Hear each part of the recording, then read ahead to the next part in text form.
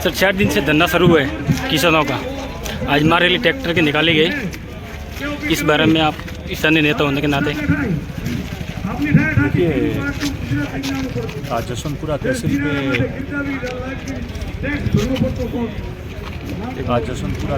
पे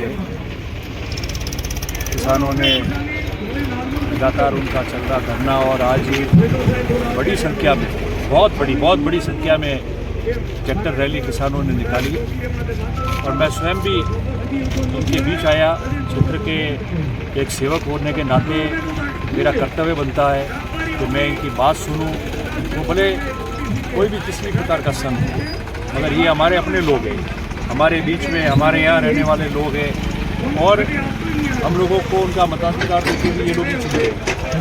तो किसान की जो तकलीफ है उसके साथ अगर हम खड़े नहीं रहे, उनकी बात नहीं सुने और उस बात को सक्षम स्तर पर जहाँ तक आपकी ताकत है उसको अपन नहीं उठाए और समस्याओं का समाधान करने की कोशिश नहीं करें तो फिर किस काम के सारे जन सेवक। कुछ समय पहले आपने देखा था कि कुछ दिनों पहले इन लोगों ने रानीवाड़ा तहसील में भी धरना दिया था, पड़ाव रखा था, ट्रैक्टर रैली निकाली थी और उसके पश्चात स्थानीय प्रशासन और कुछ स्थानीय जनप्रतिनिधि और पूर्व जनप्रतिनिधियों के मध्यस्थता इन लोगों ने उस धरने को स्थगित किया था।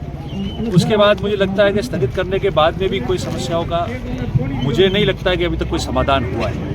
आश्वासन देके चले गए, स्थितियाँ वहाँ की वही है, समस्या जहाँ से शुरू हुई थी आज भी वही खड़ी है, एक का भी निराकरण नहीं हुआ है। और ऐसा का ऐसा आज जसवंतपुरा तहसील में भी आप देखो बहुत बड़ी संख्या में, कितनी बड़ी संख्या में आज ट्रैक्टर रैली निकाली है। तो मैं समझता हूँ कि बहुत जवाबदारी से ये बात करनी है। जो इनकी मांगे हैं उनमें कई मांगे तो ऐसी है जिसके लिए हमको मिलकर लड़ना पड़ेगा। मुझे पता नहीं कि क्यों जो यहाँ के दूसरे कुछ नेता है वो क्यों नहीं बोल रहे। जैसे पानी की बात है, उदाहरण के तौर पर बहुत सारी है, मैं एक ही उदाहरण बता रहा हूँ, पानी की है। अब आप बता दो, आप स्वयं यहाँ रहते हो, आप लोग पत्रकार हो, यहीं रहते हो। अब जल जीवन मिशन के तहत JJM में सब जगह पाइपलाइन और नल लगाए हैं, इतने लोग खड़े हैं, किसी के घर में किसी की ढाणी में पानी आ रहा है क्या? नहीं, एक जगह आ रहा है, मेरे को बताओ।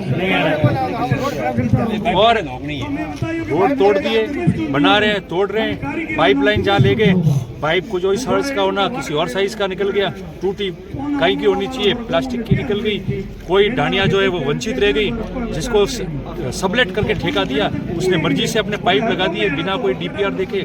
और आज की स्थिति ये बनी हुई है कि PSD की लाइनें खत्म हो गई।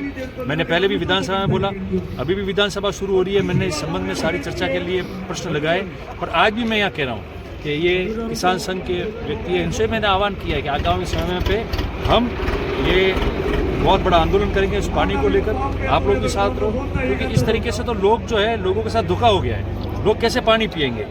आप कितनी मांग करो, पानी की समस्या का समाधान करो, नहीं होगा। मैं कह रहा हूँ नहीं हो पाएगा, कारण की जो स्थिति बनी हुई है, एक ढाणी में पानी नहीं आ रहा है। तो मैं समझता हूँ हम लोग सब साथ हैं और मिलकर इनकी आवाज़ जो मेरी जहाँ तक ताकत है विधानसभा में उस बात को उठाना, प्रश्न लगाना, मजबूती से इनका पक्ष रखना, उसमें कोई कमी मैं नहीं आने दूंगा मेरी तरफ से।